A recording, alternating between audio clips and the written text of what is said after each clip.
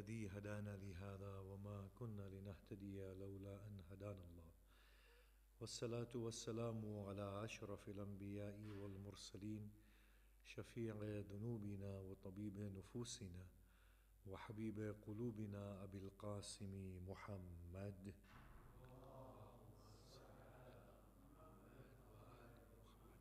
وآله الطيبين الطاهرين المعصومين وأصحابه المنتجبين ومن تبعهم بإحسان إلى قيام يوم الدين. بسم الله الرحمن الرحيم.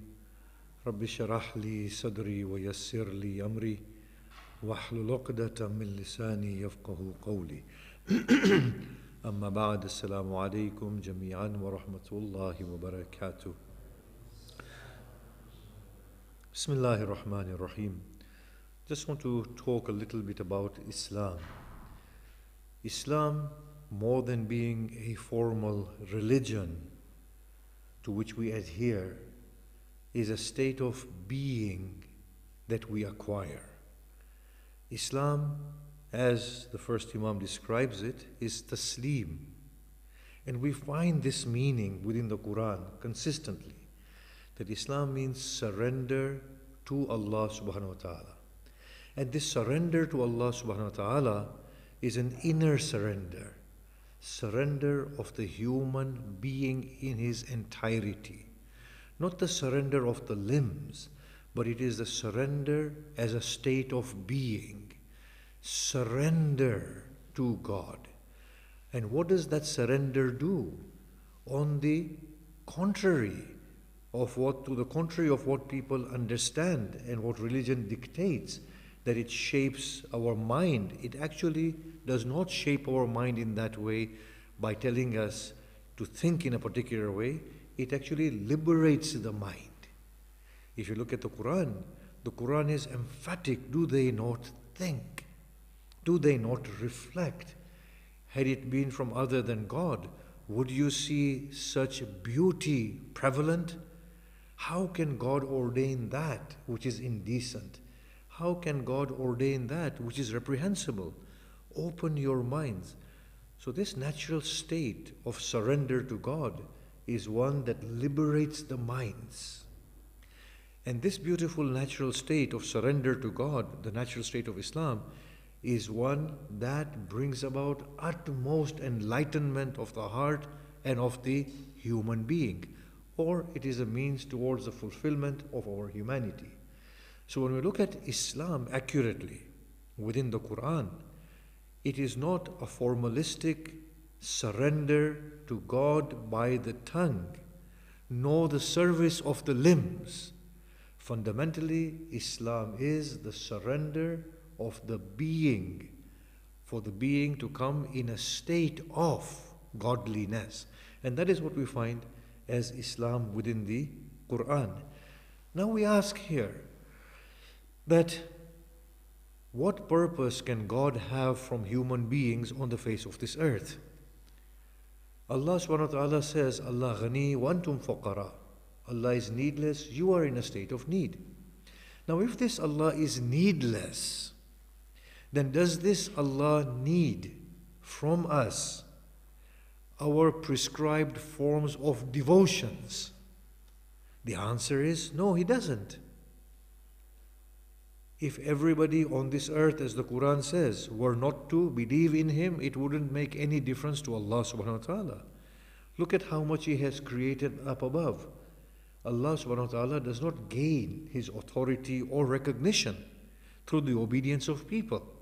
And in fact, the Quran says, making the Prophet utter these words, that I have not asked for any reward, but for whoever wants to make a path towards their God. So if whatever obedience and devotion Islam imposes upon us is not need of God, it is a means of attaining God instead. So what we find here is that every act of devotion is to bring us in that beautiful state of surrender to Allah, where Allah becomes a point of utmost liberation, utmost fulfillment, and those practices are leading us towards that growth process. Everything about the formalistic Islam, was supposed to be a means towards the real state of Islam, which is inner purification, intellectual liberation, fulfillment of the human journey, and growth. That is all Islam was supposed to be. Now we ask a question. God does not get anything through our devotional ceremonies. It is us who are supposed to gain something from it. Now, if the Muslims are praying today, if they are fasting today, and if they are not growing through it all, then what state of Islam is this? The answer is, this is not a state of Islam, this is a mere label Islam. You see, the people who killed Imam Hussein, they went and prayed. They had this formal adherence to Islam, but the inner being of Islam was lacking in them. So what do these Muslim communities gain? Now look at Allah subhanahu wa ta'ala in the Quran. He says, grab hold of the rope of God altogether and do not be separated or do not break into little groups. Then Allah in Surah Al-An'am says to the Blessed Prophet, the people who have broken their religion and made them into little sects, lasta minhum fi shay. O Muhammad, you have nothing to do with them. So one of the things that the state of surrender does is to make a person a bigger person. Makes a soul a prophetic soul. The prophetic soul was a soul that transcended differences, that was able to look at the core of commonality. He wasn't a being that magnified differences and brought about disunity on the basis of differences.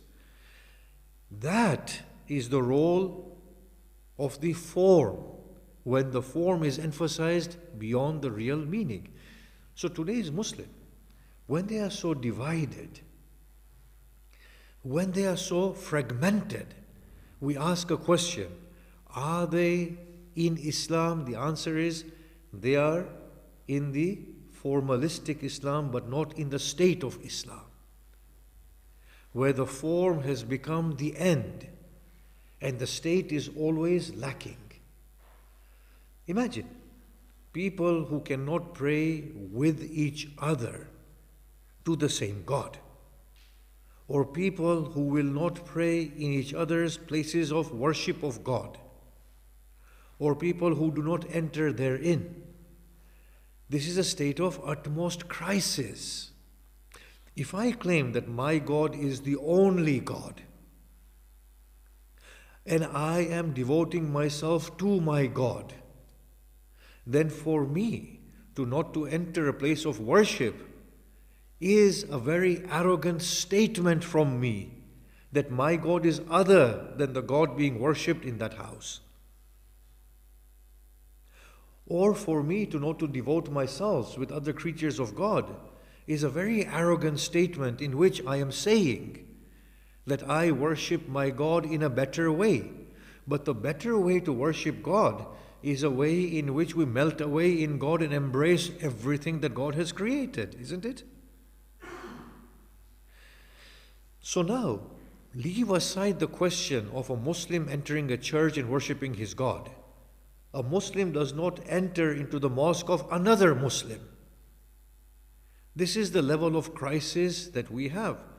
Whereas the state of Islam in the Quran is, it says, say to the people of the book, Ta'alaw ila kalimatin sawa'in baynina wa baynakum.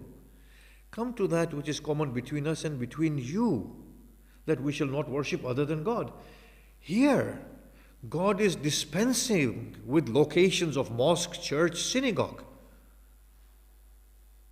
And in another place Allah says, لَوْلَا دَفْعُ اللَّهِ النَّاسِ بَعْضُهُمْ بِبَعْضٍ.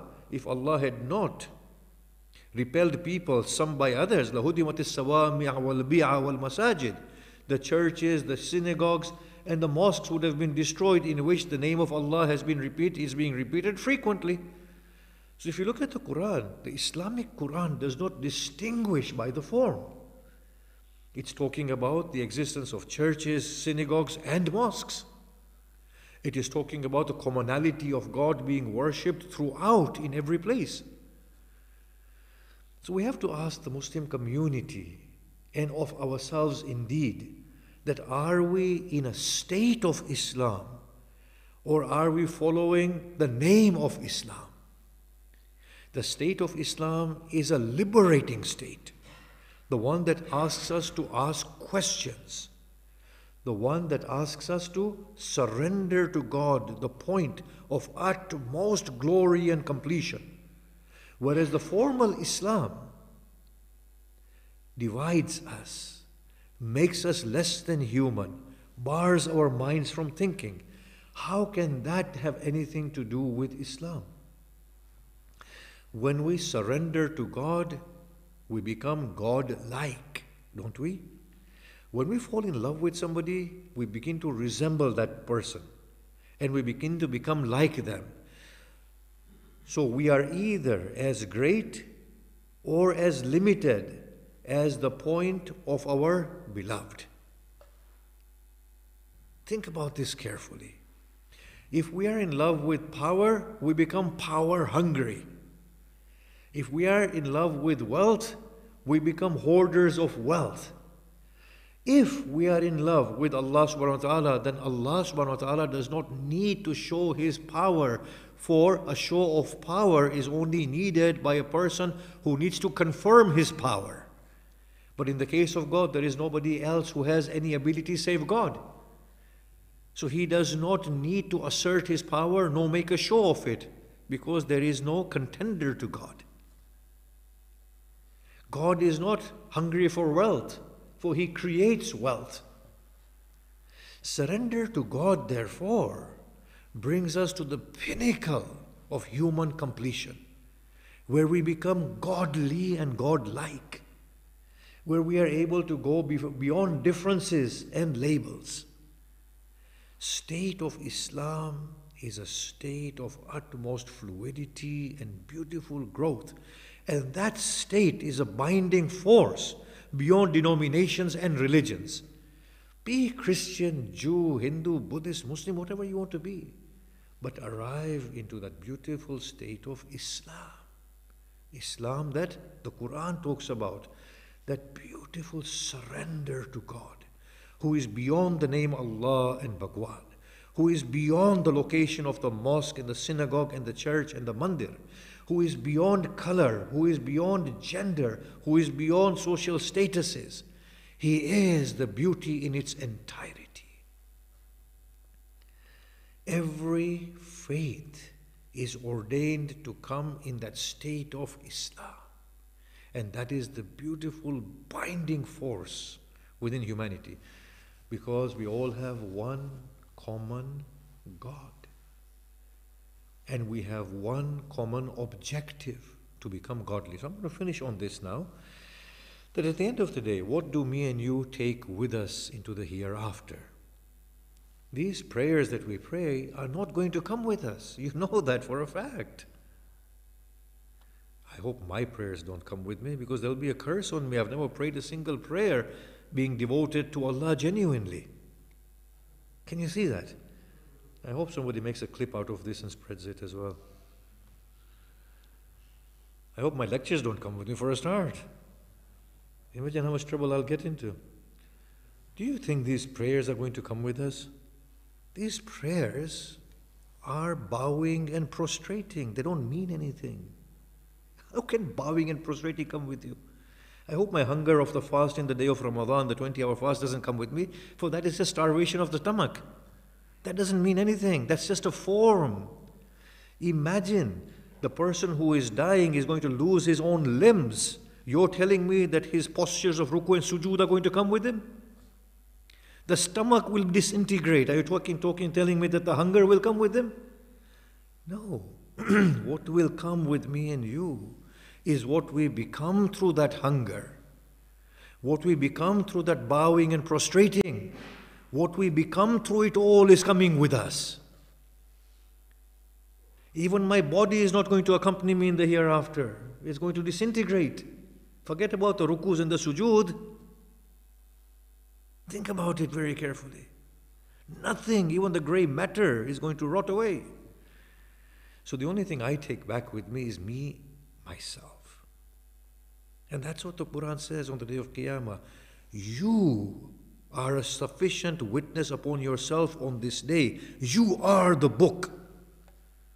Your ruku and sujood and everything has been prescribed on there. If you are a good person, then your ruku and sujood have meant something. If you're not a good person, then perform 1,000 rukus, it doesn't mean anything. Obviously, I have to finish the khutbah at this point now.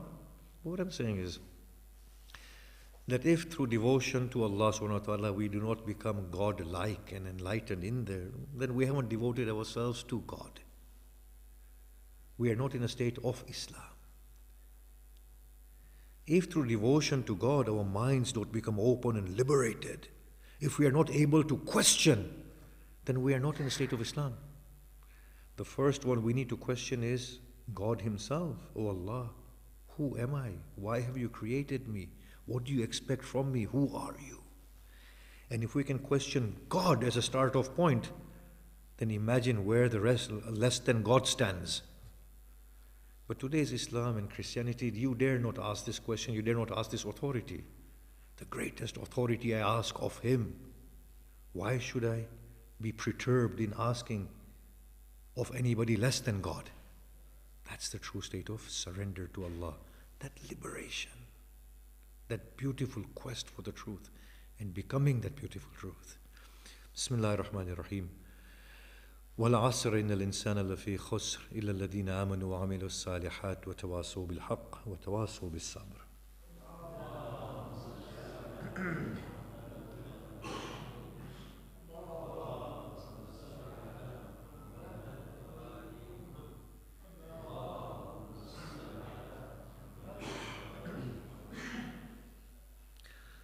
Bismillahir Rahmanir Rahim. Alhamdulillahi Rabbil Alameen.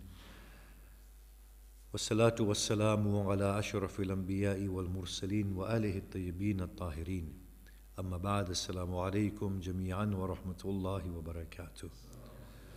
Bismillahir Rahmanir Rahim.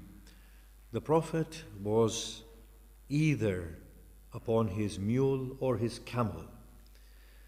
When somebody asked him to describe Islam in 2 words or in a nutshell, he said, Islam is surrender to God and service to mankind. That's a beautiful formula that we have about Islam. That internally, we surrender to Allah subhanahu wa ta'ala. Whatever is pleasing to my God, that is the way I ought to be. I ought to mirror my God in His beauty. And for the duration of my life on the face of this earth, I am supposed to be in the service of mankind.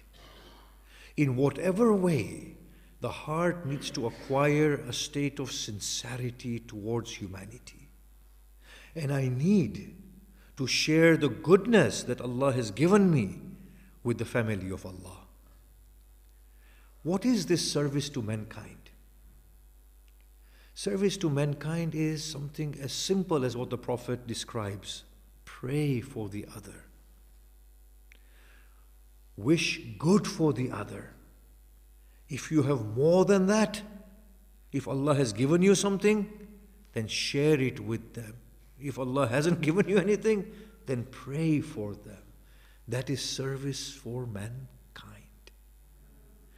Allah subhanahu wa ta'ala told His blessed Prophet, your job is not to guide people. Your job is to convey the goodness and to share the goodness. The religious people, or people belonging to faith, are the people with the heaviest burden of responsibility and duty towards mankind, because they know from God what others do not know. Me and you know that there is a greater sense of purpose. There is a greater sense of existence and beauty. Those poor people who are on the streets, they do not know. It is our duty to share with them. Not to share with them that this is right, Islam is right and Christianity is wrong. No. To share with them, to say, my dear friend, life is an opportunity to make something out of. Make something of yourself. Find your true calling. Begin to live a fulfilled life. That is what we need to share. To say to the person, look, you are beyond this. You are beyond screaming and shouting and stealing and murder and crime. To go to them to say, look, you're not a failure. I believe in you. You have goodness in you. That is the service to mankind that is owed. Of course, we need to share our wealth. We need to share or use our influence in the rightful manner. But even after sharing wealth, using our influence, the greatest service is to empower the other person, to give them worth within themselves. You see, the Prophet of Islam did not convert people by dashing out money, nor by wielding the sword of authority over their heads. Think about this carefully. He changed people by awakening them to their inner state of worth and being. Once they felt worthy, they changed the whole community. The Blessed Prophet of Islam did not rid poverty by giving charity. He rid poverty by emphasizing upon the minds that poverty is a social ill and sickness. And then the people got rid of poverty. So the greatest service we can do to mankind is to show them how worthy they are and to give them hope and to share this beautiful goodness that I believe in you. Of course, share everything else that Allah subhanahu wa ta'ala has given as well. Can we pray Surah Fatiha for our blessed children that are losing their lives in Yemen due to this senseless war of the Saudi Arabian? Can we pray our Fatiha? Can we pray Surah Fatiha for the relief of the Yemeni people and for their and our beautiful children who are in crisis in Yemen and elsewhere in our world?